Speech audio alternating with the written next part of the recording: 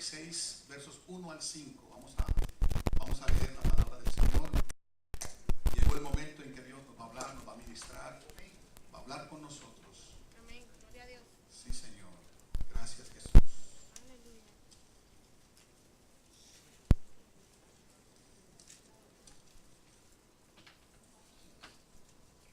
Isaías capítulo número 66, del 1 al 5. Vamos a leer la Biblia. Voy a hablarles esta mañana o en esta tarde ya sobre la manifestación de su presencia. Dice Isaías 66, 1 al 5. La manifestación de su presencia. Isaías 66, verso 1 dice: Jehová dijo así: el cielo es mi trono y la tierra estrado de mis pies. ¿Dónde está la casa que me habréis de edificar? ¿Y dónde el lugar de mi reposo? Mi mano hizo todas estas cosas, y así todas estas cosas fueron, dice Jehová. Pero miraré a aquel que es pobre y humilde de espíritu y que tiembla a mi palabra. Ahí hay algo, hasta ahí es importante, pero miren lo que viene ahora. El que sacrifica buey es como si matase a un hombre. El que sacrifica oveja como si degollara un perro. El que hace ofrenda como si ofreciere sangre de cerdo. El que quema incienso como si bendijese a un ídolo. ¿Y por qué escogieron sus propios caminos? Y su alma amó sus abominaciones. Por eso, para Dios es eso. También yo escogeré para ellos escarnios y traeré sobre ellos lo que temieron. Porque llamé y nadie respondió, hablé y no oyeron, sino que hicieron lo malo delante de mis ojos, escogieron lo que me desagrada. Oíd palabra de Jehová, vosotros los que tembláis a su palabra, vuestros hermanos que os aborrecen y os echan fuera por causa de mi nombre, dijeron: Jehová se ha glorificado, pero él se mostrará para alegría vuestra, y ellos serán confundidos. Señor, ayúdanos. Padre celestial, en esta hora, esta es tu palabra eterna, firme en los cielos. Aquí estamos, Señor, en esta noche, esta mañana, en esta tarde. Dios mío, envía tu palabra, envíala, Señor. Que sea esa semilla que cae en tierra fértil, Señor. Ahora mismo, mi Dios, que tu palabra corra y sea glorificada. Implántala, Señor. Deposítala, Señor, para la gloria tuya, Señor Jesús. Ven a bien usarme. Pon en mí, Señor, la unción, la gracia y la sabiduría que necesito, Señor, para dar tu palabra. Sí, Señor.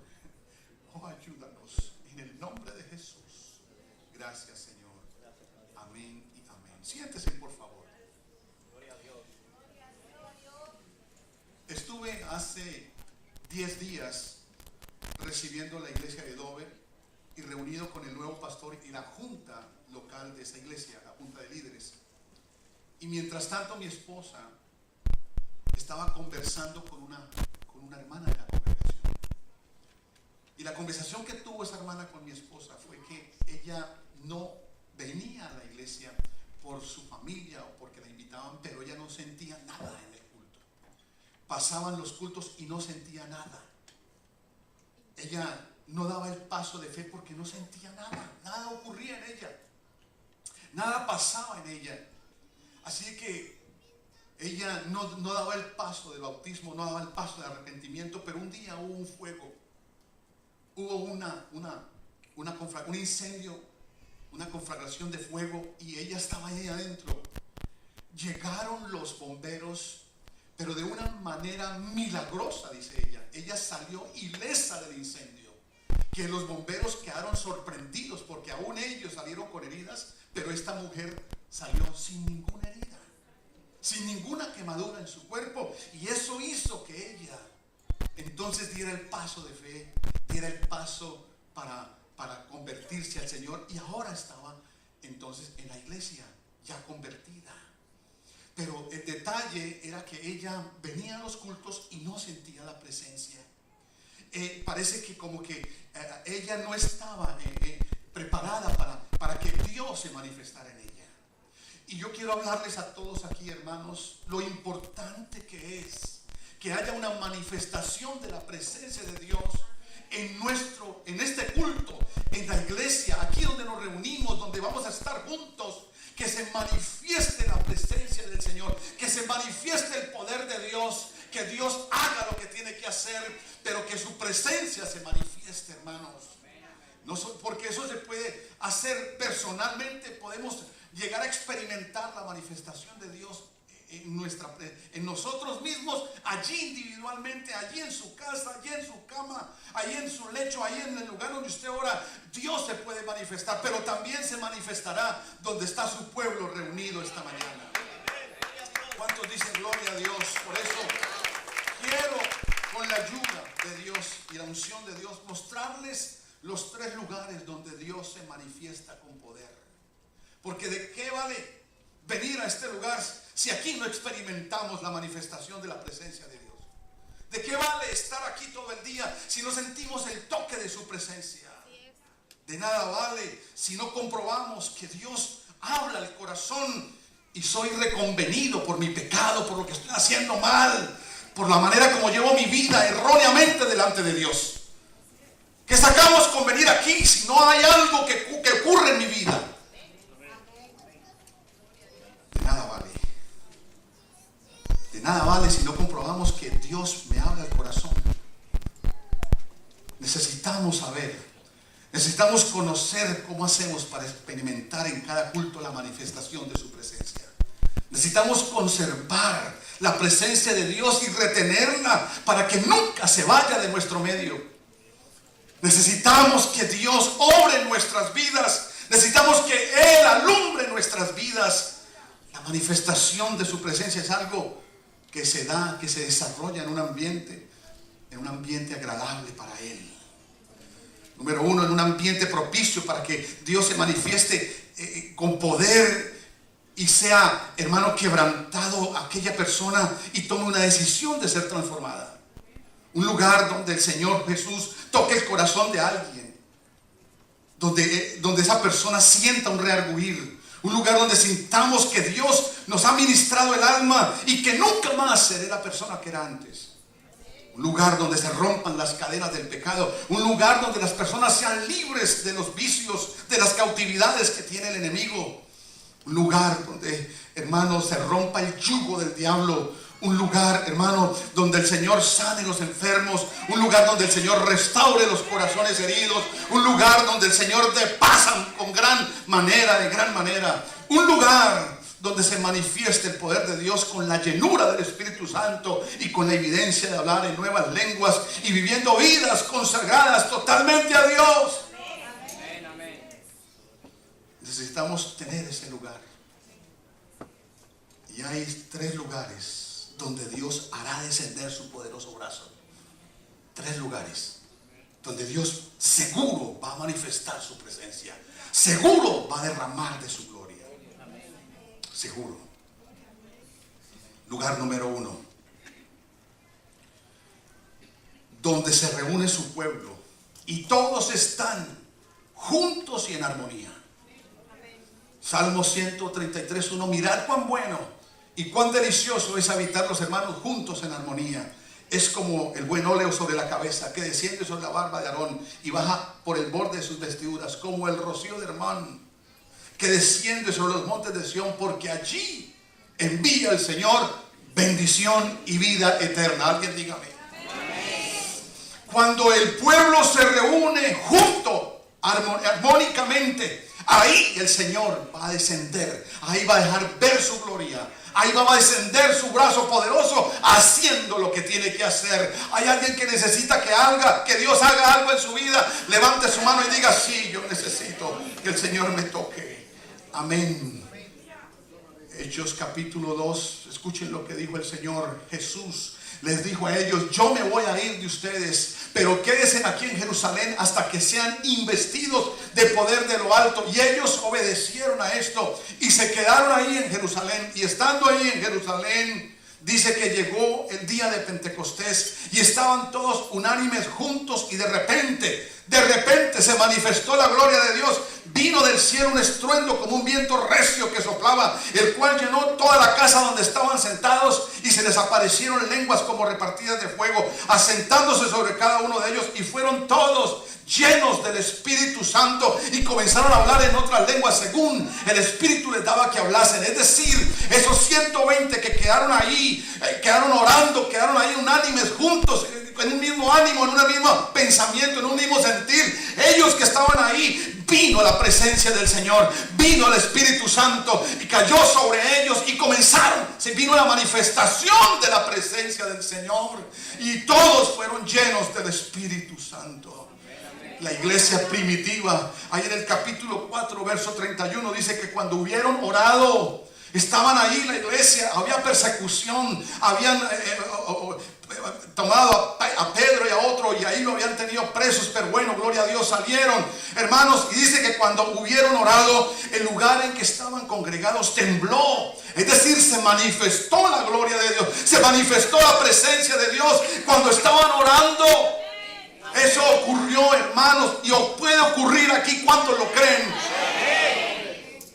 Estaban orando y el lugar en que estaban congregados tembló, y todos fueron llenos del Espíritu Santo y hablaban con denuedo la palabra de Dios. Y la multitud de los que habían creído eran de un corazón y de un alma, y ninguno decía ser suyo propio nada de lo que poseía, sino que tenían todas las cosas en común. Eso es tremendo. Ahí es donde el Señor, donde no hay, hermanos, nada contra el hermano ni contra la hermana, donde no hay crítica, donde no hay murmuración, donde no hay chisme, ahí no se va a desarrollar, ahí no se va a manifestar la presencia del Señor. Hermano, donde hay comentarios, donde hay críticas, donde hay chismes, hermano, ¿cómo se va a derramar la gloria de Dios? ¿Cómo se va a manifestar el poder de Dios? ¿Cómo vamos a ver la gente convertirse? ¿Cómo vamos a ver que se sueltan esas cadenas? ¿Cómo vamos a hacer que la gente va a ser sana? ¿Cómo? Si no estamos unánimes juntos. Aprendamos lo que la Biblia dice, aprendamos lo que la iglesia primitiva hizo. La iglesia primitiva, la iglesia del siglo I lo hizo. Ellos estaban unánimes juntos, estaban ahí, y ellos arrebataron del cielo la presencia, el poder de Dios, y estuvo con ellos. ¿De qué manera? ¿De qué manera? Unánimes juntos. No más comentarios, no más chismes, no más críticas. No más estar hablando, no más estar conversando y criticando y hablando. Que se reúnen, hermanos, oigan lo que dice el Salmo 1. Bienaventurado el varón que no anduvo en consejo de malos, ni estuvo en camino de pecadores, ni en silla de escarnecedores se ha sentado. Nos sentamos en una mesa y comenzamos a hablar de esto y de lo otro, hermano, y en las casas de las familias comienza eso. Esto daña la bendición, no solamente la suya, sino la de la congregación. Y esas almas que se están perdiendo, algún día Dios le mostrará a esas personas que hacen eso cómo son responsables de la salvación de esas almas que deberían estar aquí sentadas esta mañana.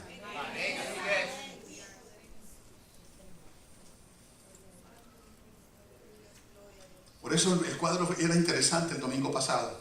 Yo estaba predicando y hermanos allá conversando, otros por allá, desinteresados completamente de lo que estaba pasando ahí. Eso no es unanimidad. Así no vamos a alcanzar esas almas. Y las almas nos mostraron la necesidad.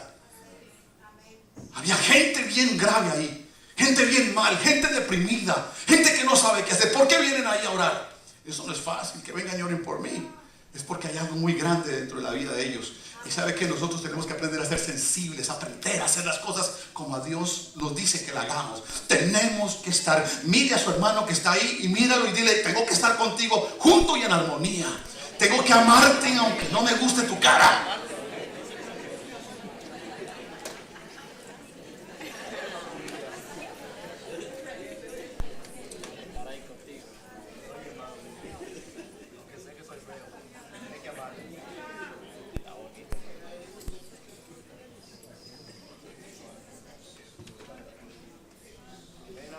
Hermanos, así tiene que ser.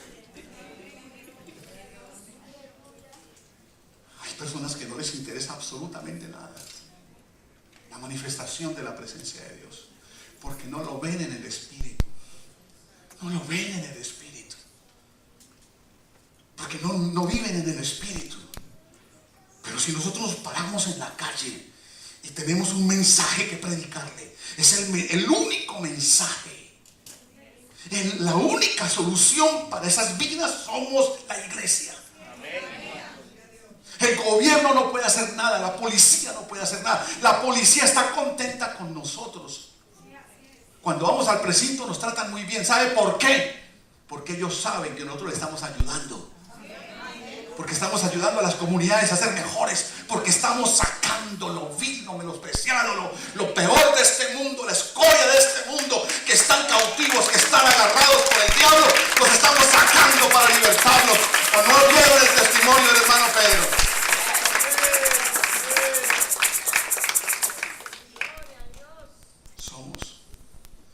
Póngase firme, hermano, hermana, póngame atención, por favor. Qué tremendo, hermanos. Un culto en la tarde, 73 personas. Eso fue las que vimos. Las que vimos, las que pudieron tener ahí la nota, las que llegaron ahí, pero las que pasaron y Dios hizo lo suyo. Nunca hayamos tenido un culto tan concurrido en la tarde. Si siempre somos aquí 30 y 40, porque por la mañana vienen los 200 que son, pero por la tarde se baja la membresía. ¿Para dónde nos vamos? ¿Qué estabas haciendo? ¿Dónde estabas el viernes en la noche? Tremendo culto el que tuvimos aquí el viernes. ¿Dónde estabas tú?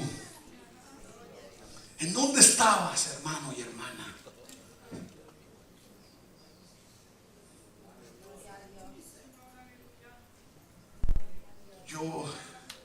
Yo les digo, hermanos, no estoy conforme. No estoy conforme, hermanos, porque es que ver la gente, ver cómo llegaba la gente necesitada. Ellos creen que nosotros podemos hacer algo, pero lo que estamos haciendo lo estamos haciendo mal. Murmurando, criticando y separándonos. Unos por acá, otros por allá. Esto no es así. Juntos, unánimes, dice el Señor.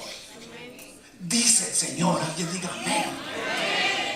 Ese que llega por primera vez a esta iglesia nos interesa ser nuestro hermano. Amén. El Señor me está poniendo en mi mente. Es como ese animal. Yo no sé si usted se ha dado cuenta. Esos animales que tienen que cuando paren tantos animalitos como los gatos, ¿verdad? Los perritos, que cuando salen 10, 15, todos ellos están ahí, todos son importantes. Para esa madre todos son importantes.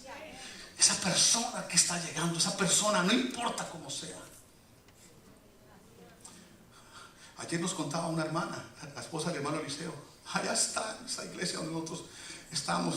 Hay una hermana, pero esa hermana... Y ella dice, hermanos, si supiera. Ella dice, estoy feliz en esta iglesia. Y los hermanos dicen, sí, pero nosotros no.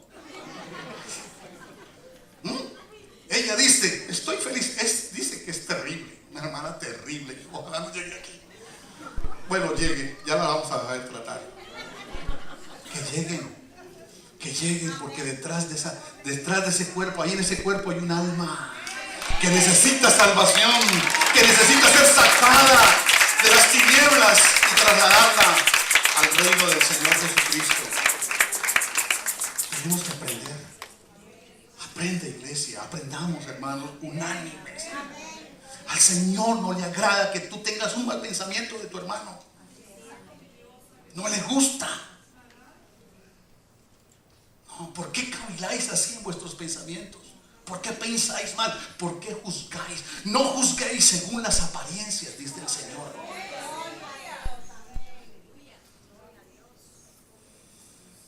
Lugar número 2 donde Dios va a manifestar su presencia. Te aseguro que lo que les estoy diciendo es esto, hermano, está claro para mí. Estoy seguro de eso. El lugar donde Dios se va a manifestar es donde está su pueblo reunido junto y en armonía. Número 2. El lugar donde el Señor se va a manifestar su gloria y su poder, es allí en el lugar donde se le cree y se le obedece. Escuchen eso. Y a veces nosotros llegamos aquí y nos volvemos automáticos. Eso se llama autómatas. Llegamos a un culto y como es este culto, es el siguiente y nos acostumbramos a cultear sin que ocurra nada en nosotros, sin que pase nada en nosotros, sin que nosotros le manifestemos algo a Dios. Hay quienes oran a sí mismos. Pero aquí lo más importante es esto, hermanos. Mucha gente dice creer en Dios, pero muy pocos le creen a Dios. Todo, vaya, pregúntenle al borracho de la esquina: ¿cree en Dios? Yo creo, yo le pido. Sí, pero no le cree a Dios. Entonces usted le dice: ven a mi iglesia y ven, escucha la palabra de Dios. No tengo tiempo, ahora no. Así es la gente. Dicen creer en Dios, pero no le creen a Dios. Por eso les voy a repetir: si Dios va a hacer algo, lo hará a través de su palabra y a través de la oración nuestra. Si Dios va a hacer algo, y se lo voy a comprobar bíblicamente, si Él va a libertar, va a sanar, va a restaurar, va a llenar a alguien, lo hará con su palabra y con nuestra oración. Alguien diga amén. Amén. Si Dios va a manifestar su poder libertando, sanando y llenando con el Espíritu Santo, lo hará bajo la influencia total de su palabra. Amén. Por eso lea la Biblia, por eso medite la Biblia, por eso memorice la Biblia, para que sepa qué decirle a la gente. Salmo 107:20 dice: envió su palabra y los sanó y los libró de su ruina. Escuchen esto que está en los salmos. Envió su palabra y los sanó y los libró de su ruina. Entonces, si vamos a evangelizar a la gente, si vamos a hablar a la gente, le vamos a hablar conforme a su palabra, y Él los va a sanar y los va a sacar de su ruina. Mateo 8:16 dice allí: cuando llegó la noche, trajeron a Él muchos endemoniados y con la palabra echó fuera a los demonios y sanó a todos los enfermos. Escuche, voy a repetir ese versículo 8:16 de Mateo. Y cuando llegó la noche, trajeron a Él muchos endemoniados y con la palabra echó fuera a los demonios y sanó a todos los enfermos, para que se cumpliese lo dicho por el profeta Isaías cuando dijo: Él mismo tomó nuestras enfermedades y llevó nuestras dolencias. El jueves que llegamos de los bautismos, la hermana Irina me llamó, una familiar de ella está en el hospital grave. Nos fuimos con mi esposa y ella para el hospital. Estaba mucha gente ahí, una mujer de 35 años. Estaba yo ahí, yo no conozco a nadie, solamente la hermana Irina. ¿Cómo hacía? Pero el Señor me mostró: ellos están aquí por causa de ella, pero ellos están aquí para que me interesa más ellos que ella. Así que me tocó entonces comenzar a predicarles a ellos y a decirles: ustedes están aquí y es este el lugar donde Dios, si no hubiese sido porque ella está así, ustedes no me oyen a mí.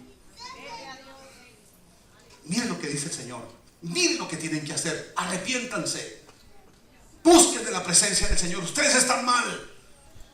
Y después que les prediqué y que ellos bajaron su cabeza y recibieron al Señor, les dije: ahora sí voy a orar por ella. Amén. Y oré por ella. Así debe ser. Así es. Pedro vio la manifestación del poder de Dios creyendo y obedeciendo. Porque dice que aconteció que estando Jesús junto al lago de Genesaret, el gentío se agolpaba para oír la palabra de Dios. Oír la palabra de Dios. Se agolpaba la gente y vio dos barcas que estaban cerca de la orilla del lago, y los pescadores, habiendo descendido de ellos, lavaban las redes, y entrando en una de aquellas barcas, la cual era de Simón, le rogó que la apartase de tierra un poco, y sentándose enseñaba desde la barca a la multitud, hablando, predicando la palabra. Cuando terminó de hablar, dijo a Simón: boga mar adentro. Después de predicar, boga mar adentro. Boga mar adentro. Y echad vuestras redes para pescar. Respondiendo Simón le dijo: maestro, toda la noche hemos estado trabajando. Se resistió a obedecer y nada hemos pescado, mas en tu palabra echaré la red. Entonces, cuando él creyó y obedeció, ¿qué pasó? vino el milagro. Entonces, habiendo hecho esto, encerraron gran cantidad de peces. Vio la gloria de Dios, se manifestó el poder de Dios, porque cuando hay alguien que le cree y obedece, ahí se desarrolla, se derrama la presencia de la manifestación del poder de Dios. Créelo, hermano. Pero cuando usted no le cree, se resiste a creer, cuando usted duda, cuando dudar es tener la mente dividida, mitad le cree a Dios y mitad no. Mitad es usted y mitad es la palabra. No, así no es. Usted tiene que creerle a Dios. Si usted un día le creyó al brujo y se tomó esos mermujes y se hizo todo y se lavó con esas hierbas, si usted le creyó a la que le leyó la taza, si usted le creyó al político y por él votó, si usted le creyó a ese novio y se entregó, hermano, y le fraudó, hermano, ¿cómo no le va a creer a Dios y le va a obedecer a Dios? Para que se manifieste la gloria de Dios, para que el poder, para que vea su gloria. Por eso es que hay gente que no ve la gloria de Dios. Por eso pasan los cultos y no ven nada, porque no le ponen atención, porque no tiemblan a su palabra. ¿Qué hizo Pedro? Se le llenó. Él había trabajado toda la noche, era un pescador profesional. ¿Qué hizo? ¿Qué pasó en su vida? Él recibió la palabra, la creyó, la obedeció y vio la gloria de Dios. Le pido, hermano, sea el asunto que tenga, sea la necesidad que sea, escuche primero la palabra de Dios, créale a Dios, obedezca a Dios y va a recibir el milagro. Alguien levante su mano y diga amén, amén, amén, amén. Gran cantidad de peces que hasta la red se rompía. Yo creo que Pedro miró al Señor y dice: otra red, Señor, otro milagro. Pero no, llamó a los compañeros: vengan, ayúdenme. Vengan, porque ellos también habían oído la palabra. Vengan. Maravilloso, Señor. Por eso, hermanos, el libro de los Hebreos, capítulo 11, ¿qué es? Es un monumento a los héroes de la fe. ¿Qué es fe? Creerle y obedecerle a Dios. Fe es creerle a Dios. Fe no es creer en San Lázaro bendito, en el divino niño, en la Virgen del Carmen, de la de Guadalupana, en la del Carmen, en la de la Cebolla, en la de Chitoca, no sé qué. No, hermanos, eso se llama idolatría. Eso se llama idolatría, eso no es fe. Fe bíblica es al que le cree a Dios, a lo que está en la Biblia, a sus promesas. Usted quiere ser una persona de fe, usted va a decir: ¿cuánto sabes de la palabra? ¿Cuánto tienes de las promesas del Señor? Eso es fe. Cuando usted dice: uy, qué persona llena de fe, cuando sepa muchos versículos, esa persona está llena de fe. Claro, que hay muchos que saben versículos pero no los aplican, entonces no obedecen. Ese no es lleno de fe. El monumento de Hebreos 11 comienza con el primero que tuvo fe, que le creyó a Dios, y fue Abel. ¿Y con cuál termina? Vamos a leer Hebreos 11:1. Es pues la fe, la certeza de lo que se espera, la convicción de lo que no se ve. Porque por ella alcanzaron buen testimonio los antiguos. ¿Por qué? Por la fe. Por la fe entendemos haber sido constituido el universo por la palabra de Dios. Mire, hermano, todo pasará, pero la palabra de Dios permanece para siempre.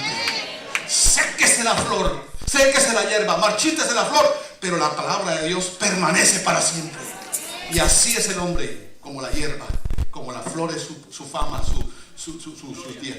Pero la palabra de Dios permanece para siempre.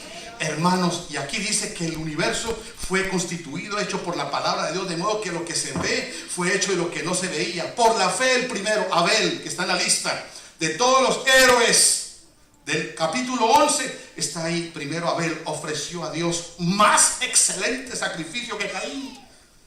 Excelente, porque le creyó a Dios. ¿Cómo le voy a dar una ofrenda al Señor si Él es excelente? Él lo entendió, él supo quién era Dios, se informó quién era Dios para ofrendarle. Y le ofrendó como tenía que hacerlo, con una ofrenda excelente. Porque Él es un Dios excelente. Alguien diga amén. Le dio una ofrenda excelente. Y entonces quedó ahí registrado. No, Caín no se enteró quién era Dios, cómo era Dios, qué calidad de Dios era Dios. Y le dio lo que Y así somos nosotros. Estamos en la casa. Hay culto hoy viernes. Ay, qué pereza. Ay, mejor me quedo aquí frente al televisor. Es que he trabajado tanto. Y nos quedamos ahí. Eso es despreciar a Dios. Eso no es saber quién es Dios. ¿Qué hace un cristiano un viernes en la noche? Los impíos ya saben para dónde van. Los bares están llenos, las discotecas están llenas, la calle está... Hermanos, las tinieblas están ahí, hermanos, espesas. ¿Dónde están los hijos de Dios?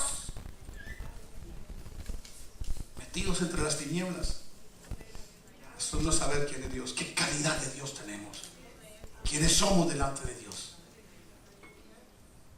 Caín no supo, pero Abel alcanzó testimonio de que era justo, dando Dios testimonio de sus ofrendas, y muerto aún habla por ella, y sigo yo hablando por él. Pero ¿quién es el último de la lista de los monumentos de los héroes de la fe del capítulo 11? ¿Quién es el último? Por favor, levante su mano y diga yo. Ya sabe que poquito tiene fe aquí. Usted es el último, porque dice el verso 39: y todos estos alcanzaron buen testimonio mediante la fe. No recibieron lo prometido, proveyendo Dios alguna cosa mejor para nosotros. Nosotros, para que no fuésemos ellos perfeccionados aparte de nosotros. Eso significa que esos que fueron perfeccionados, que merecieron el perfeccionamiento antes de nosotros, no sean perfeccionados antes que nosotros. Nosotros también somos gente de fe. Diga alguien amén aquí. Fe porque creemos en la palabra de Dios. Fe porque creemos en las promesas de Dios. Fe porque no solamente creemos en Dios, sino que le creemos a Dios. Ahí se manifiesta Dios, donde hay alguien que le cree. Si no, hermanos, déjenme mostrarles. Dice aquí la palabra del Señor que Él llegó allí a Nazaret, a su tierra, y dice la palabra de Dios que ahí no pudo hacer. Capítulo 6, verso 4: no hay profeta sin honra sino en su propia tierra, y entre sus parientes y en su casa. Y no pudo hacer allí ningún milagro, salvo que sanó a unos pocos enfermos, poniendo sobre ellos las manos, y estaba asombrado de la incredulidad de ellos, y recorría las aldeas de alrededor enseñando. Jesús no hacía nada sin predicar. Primero predicaba, primero enseñaba. Hermano, dejemos de ser emocionalistas. Creemos que si un culto está lleno y por aquí danza uno y por aquí danza otro y no se predica la palabra de Dios, eso no es culto, hermanos. La palabra de Dios se predicará toda la vida, todo el tiempo, mientras el Espíritu Santo esté sobre la tierra. Eso no se puede dejar a un lado. La palabra siga revolviendo, la palabra siga siendo lo que tiene que ser. Tiene que seguir estableciendo la palabra aquí. Es el fundamento firme de los cristianos. Y usted debe apasionarse por la palabra, debe amar la palabra, meditarla, guardarla en su corazón y ponerla por obra. Eso es lo que el Señor quiere con su palabra. Hermano, se asombró porque no había credibilidad en Él y en su palabra, y no pudo hacer milagros. Y si nosotros no vemos milagros aquí, es por eso.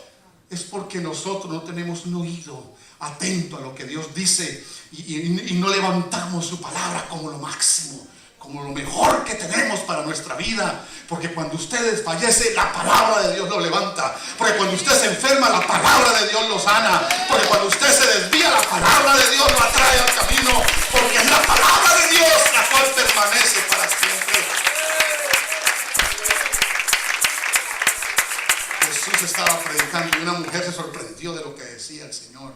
Y se paró y dijo: oh, bienaventurado el pecho que mamaste y el vientre que te trajo. El Señor Jesús se levantó y dijo: no, más bienaventurados son los que oyen la palabra de Dios y la guardan. Amén.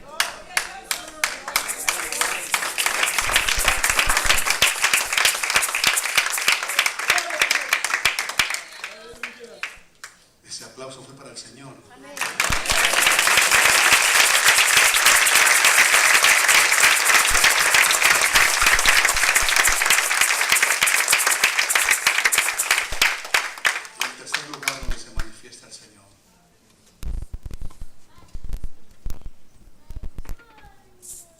Dios está en todas partes.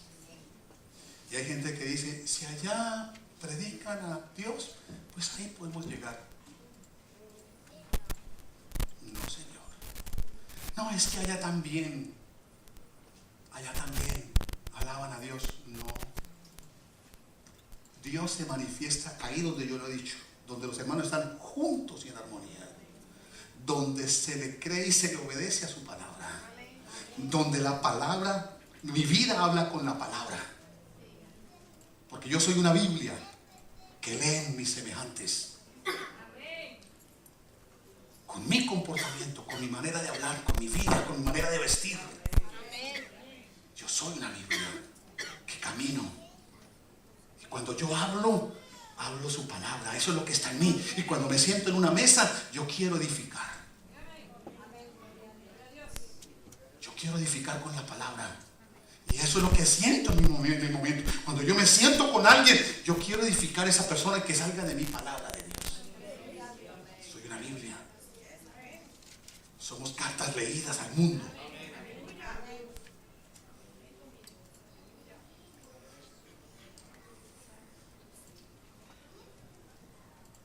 Hermanos,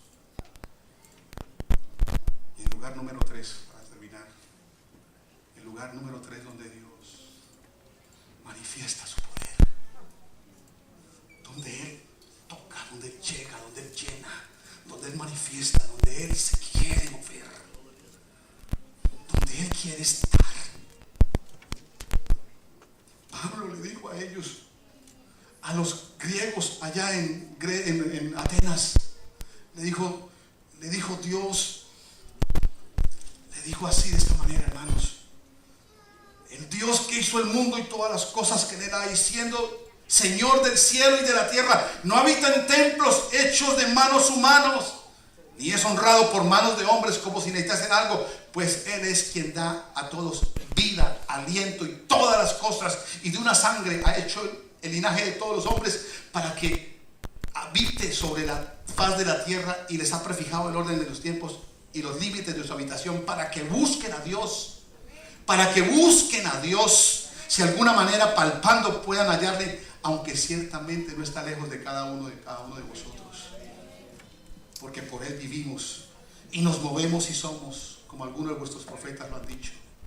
Espera, hermano, pero en este momento les quiero decir, el lugar donde Él se va a manifestar no es en el templo hecho de manos de hombres, sino en el templo del Espíritu Santo.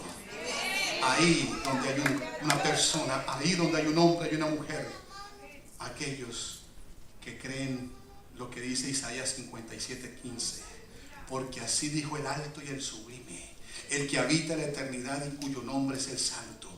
Yo habito en la altura y la santidad y con el humilde y quebrantado de espíritu, para hacer vivir el espíritu de los humildes y para vivificar el corazón de los quebrantados. El lugar donde el Señor quiere morar es ahí, en esa vida donde Él, hermano, encuentre un corazón contrito y humillado. Hermanos, ese corazón humillado y el corazón arrepentido, donde el Señor se quiere manifestar, donde el Señor se quiere glorificar, con el que reconoce su dependencia total con Él. Oh, que sin Él nada puedo yo hacer. Yo no puedo hacer nada sin Él. Yo no puedo vivir sin Él. Yo no puedo andar sin Él. Yo no puedo, hermanos, existir sin Él. Son con los que dicen eso, con el que dicen que no tiene fuerzas, pero que tiene fuerzas por Él, porque Él da fuerzas al cansado y multiplica las fuerzas al que no tiene ningunas. Ahí es donde mora el Señor. Con el que dice que todo lo que tiene y lo que es se lo debe al Señor. No es por mí, es por Él. Si yo sé hacer algo, si yo hago algo bueno, es por el que el Señor está en mí. Pero vio mi corazón contrito y humillado, vio mi corazón arrepentido, vio mi corazón dispuesto a que Él me ayude. Que mi presente, mi futuro dependen de Él, no de mí, no de mi fuerza, no de mi intelecto, dependen de Él. Ahí es donde Él habita, en ese corazón, el corazón de aquel que entiende lo que dice el Salmo 103, que dice: oh, bendeciré al Señor en todo tiempo. No. Bendice, alma mía, al Señor, y bendiga todo mi ser su santo nombre. Bendice, alma mía, al Señor, y no olvides ninguno de sus beneficios. Él es el que perdona todas mis iniquidades. Él es el que sana todas mis dolencias. Él es el que rescata del hoyo mi vida. Él es el que me sacia de favores y misericordias. Él es el que sacia de bien mi boca, de modo que me rejuvenezca como las águilas. Ahí es donde el Señor habita. Ahí es donde el Señor habita. Ahí donde hay un corazón que dice: Señor, yo soy esto. Yo reconozco que no soy bueno, ¿no? Yo reconozco que tengo maldad, pero te necesito. Vengo a tu presencia, ayúdame. Yo no quiero seguir cometiendo errores como hija, como madre, como esposa, como padre, como esposo, como hijo de Dios. Yo no quiero seguir cometiendo errores. Yo no quiero vivir en injusticia. Yo quiero que me ayudes. Yo quiero que toques mi corazón. Yo quiero que me ayudes. Ahí es donde el Señor habita.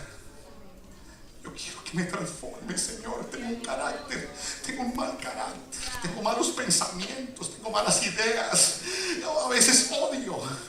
Dios mío, aquí estoy, ayúdame. Ahí habita el Señor. Ahí habita.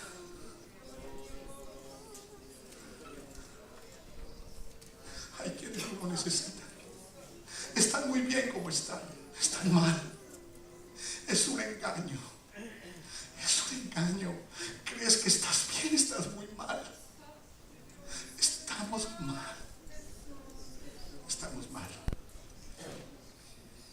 Ezequías pensó que estaba bien y el Señor le dijo: hasta aquí llegaste. Escuchen bien, hermano, porque la maldad que tú hagas, la maldad que desarrolles, la injusticia que desarrolles, donde vivas, donde estés, con quien sea, Dios se cansa y va a decirte: hasta aquí llegaste con tu pecado, hasta aquí vas a llegar. No te burles de Dios, hasta aquí llegaste. Y ese día te va a pedir cuentas y no podrás echar para atrás. Y así le pasó a Ezequías. Ezequías era un rey, había estado muy bien, había crecido su fama, pero su fama le subió el ego. Y el Señor lo trajo a cuentas y mandó al profeta: y dile a este que arregle su casa, ordene su casa, porque morirás y no vivirás. Entonces Ezequías vino con su rostro a la pared. Ahí vino su rostro a la pared y hizo oración al Señor y dijo: oh Señor, te pido que te acuerdes ahora que he andado delante de ti en verdad y justicia y con corazón íntegro, que he hecho lo que ha sido agradable delante de tus ojos. Y dice: lloró Ezequías con gran lloro. Pero ya Dios había mandado la sentencia. Dile que arregle su casa porque se va a morir. Se va a morir. Arregla ese problema. Termina con ese asunto ya. Pero él fue y lloró con la pared. Señor, tú me conoces. Tú sabes en qué te fallo. Tú sabes que cuál es mi debilidad. Y estoy seguro que yo sé que yo he entendido tu palabra. Yo sé que tú me quieres diferente, pero no he podido. Ayúdame. El Señor, Isaías le dio la noticia y se fue. Cuando iba en el patio le dijo, después de escuchar Dios la oración de un minuto, fue y le dijo: Isaías, devuélvete. Dile a él que lo he oído, que le daré 15 años más de vida, porque ese es nuestro Dios. Cuando ve un corazón contrito y humillado,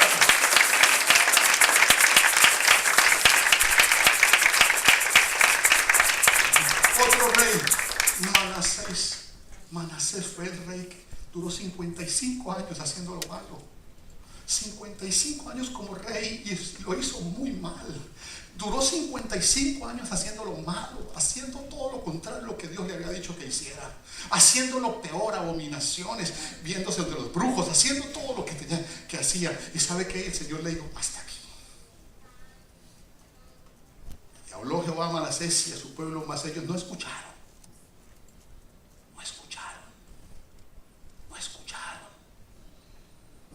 Por lo cual Jehová trajo contra ellos los generales del ejército de los reyes de los asirios, los cuales aprisionaron con grillos a Manasés, lo metieron en la prisión, lo ataron con cadenas y lo llevaron a Babilonia. Mas luego que fue puesto en angustias, oró a Jehová su Dios, humillado grandemente en la presencia del Dios de sus padres, y habiendo orado a él, fue atendido, pues Dios oyó su oración y lo restauró. Después de ser tan malo tantos años, y a veces uno se dice, pero este hermano, ¿por qué es tan duro? Trata uno con él por acá, por allá, esa hermana por acá, por allá, duros. Y a veces uno se vuelve impaciente, pero qué paciencia la de Dios con 55 años soportándolo. Es que Él es el Dios eterno, no tiene prisa, pero que llega el día. Y fue aprisionado, pero ahí en la prisión este hombre supo, acostumbrado, metido allá, pero sabía cómo tocar el corazón de Dios bajo una humillación sincera, bajo un corazón humillado ahí en su presencia. Le dijo a Dios, porque ¿qué sale de tu boca que enoja a Dios?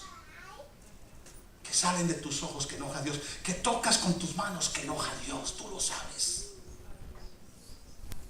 ¿Qué es lo que haces en tu casa con tu familia que ofende a Dios?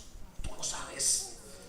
Pero si tú vienes esta mañana y haces, miren este rey Josías, un muchachito que creció ahí en la presencia de otro rey, y comenzó, y un día el templo estaba arruinado, todo estaba arruinado lo de Dios, y él mandó de orden, desconstruyen el templo, me levantan eso, y mandó a trabajar a la gente. Cuando se encontraron por allá en medio de la construcción la Biblia, y entonces el sacerdote comenzó a leerla.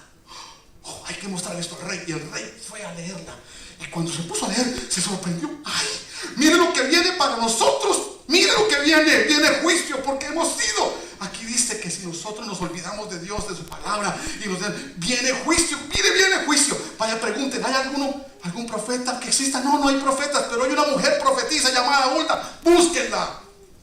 Fueron y la buscaron. A ver, danos la palabra, dinos qué pasa con nosotros. Y la mujer le dijo al que le había mandado el rey, dile, por cuanto oíste las palabras del libro y tu corazón se enterneció y te humillaste delante de Jehová, cuando oíste lo que yo había pronunciado contra este lugar y contra los moradores que vendrán a ser asolados y malditos, lloraste en mi presencia. También yo te he oído, dice Jehová, por tanto, he aquí te recogeré con tus padres y serás llevado al sepulcro en paz. Y no verán tus ojos el mal que yo traigo sobre este lugar. Todo porque se enterneció cuando leyó un versículo. Le tocó su corazón y le dijo, es que mientes, es que engañas. Y no engañes más. Yo quiero morar en tu vida, yo quiero ayudarte, pero con un corazón contrito y humillado, como le pasó a David. Porque hay dos tipos de creyentes que vienen al culto. Dos de ellos que confiaban en sí mismos como justos y menospreciaban a los demás. Dijo esta parábola el Señor: dos hombres subieron a un templo a orar. El uno era fariseo y el otro publicano. El fariseo, puesto en pie, oraba consigo mismo. Ni siquiera Dios le oía la oración. Oraba consigo mismo: Dios, te doy gracias porque no soy como los demás hombres, ladrones, injustos, adúlteros, chismosos. Bueno, no, ahí no dice así. Ni aún como este publicano. Ayuno 2 veces a la semana, doy diezmos de todo lo que gano. Mas el publicano, estando lejos, no quería ni aún alzar sus ojos al cielo, sino que se golpeaba el pecho diciendo: Dios, te propicio a mí que soy pecador. Os digo que este descendió a su casa justificado antes que el otro, porque cualquiera que se enaltece será humillado, y el que se humilla será enaltecido. ¿Quién más para conocer a Dios que David? Pero también David sabía, usted que era de carne y hueso como lo es usted y lo soy yo, era débil también, tenía sus debilidades, y un día cayó bajo esa debilidad, se apartó de la presencia del Señor, cometió un pecado, luego cometió otro, y iba en la locura de su pecado, hasta que vino el profeta y le dijo: mira, estás mal, arrepiéntete. Dios te ha descubierto lo que tú estás haciendo. Hace rato que se te salió el Señor, porque ya no oras como antes, ya no cantas como antes, ya no vienes al culto como antes, ya no te apasionas como antes, ya no testificas como antes, ya no ofrendas como antes, ya no haces eso.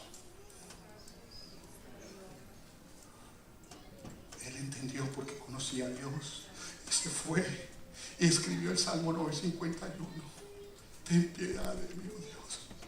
Conforme a la multitud de tus piedades, borra mis rebeliones. Porque el pecado está siempre cerca de mí. Oh Señor, perdóname. Y empezó a decir al Señor: Señor, oh, límpiame. Es tremendo este salmo. Dice: yo reconozco mis rebeliones y que mi pecado está siempre delante de mí. Contra ti solo he pecado. He hecho lo malo delante de tus ojos, para que sea reconocido justo en tu palabra y tenido por puro en tu juicio. He aquí en maldad he sido formado, y en pecado me concibió mi madre. He aquí tú amas la verdad en lo íntimo, y en lo secreto me has hecho comprender sabiduría. Purifícame con hisopo y seré más limpio que la nieve. Oh, más blanco que la nieve. Hazme oír alegría y gozo, y se recrearán los huesos que has abatido. Esconde mi rostro de mis pecados y borra todas mis maldades. Crea en mí, oh Dios, un corazón limpio, y renueva un espíritu recto dentro de mí. No me eches de delante de ti. No quites de mí tu Santo Espíritu. Vuélveme el gozo de tu salvación. Y hay quienes llegan el domingo con una cara tan triste, tan amargada. Eso es el pecado. Esa es la ausencia de la presencia de Dios. Es la ausencia de su presencia. Y lo más grande, lo más valioso, lo más poderoso sobre esta tierra es la presencia de Dios. Hermanos, es la presencia de Dios lo que más tiene valor sobre esta vida. Por eso lo dijo: vuélveme el gozo de tu salvación y un espíritu nuevo, recto, que renueve, que sustente. Entonces enseñaré a los transgresores tus caminos, y los pecadores se convertirán a ti. Los sacrificios de Dios son el espíritu quebrantado. Al corazón contrito y humillado no lo despreciarás tú, oh Dios. Esos son los tres lugares donde Dios manifiesta su presencia. Por eso dice aquí, hermanos, Jehová dijo: el cielo es mi trono y la tierra el estrado de mis pies. ¿Dónde está la casa que me habéis de edificar? ¿Y dónde el lugar de mi reposo? ¿Dónde? ¿Qué hay que hacer con esas catedrales? ¿De qué sirve? Ahí no está la presencia de Dios. Mi mano hizo todas estas cosas, así todas las cosas fueron, dice Jehová. Pero miraré a aquel que es pobre y humilde de espíritu, y que tiembla a mi palabra. A ese miraré. Ahí quiere habitar el Señor. Ahí quiere estar. Quiero que se pongan de pie, hermano. Y yo no sé si usted quiere esta mañana una manifestación de su presencia. Yo quisiera que aquí esta mañana alguien en este altar le dijera algo al Señor. Alguna hermana, mujer, que diga: necesito de tu presencia. Yo no puedo seguir así. Mi vida no puede seguir así. Mi familia no puede seguir así. Mis hijos no pueden seguir así. Mis emociones no pueden seguir así. Un hermano, un hombre que diga: yo necesito esta mañana la manifestación de su presencia.